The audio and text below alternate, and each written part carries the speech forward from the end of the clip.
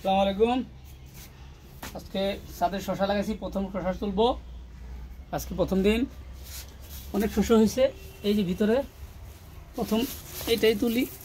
মাশাআল্লাহ, এই একটাই 250 গ্রাম উপরে, 3 কেজি হবে। আরও আছে, একটা হয়েছে 2টা। এই একটা ভিতরে আছে ছোট গাছ, 3টা। আরও আছে, একটা আছে 4টা। এই যে আরও আছে একটা, 5টা। খেতে আবার খামারে পুষ্কুনি পারে, পুকুরের পারে কয়েকটা আসছিল আগের, আজকে সকালে আনছি। সব মিলে আরও এই মুরগির খামার আছে, তা 5 কিলো হয়ে যাবে ইনশাল্লাহ।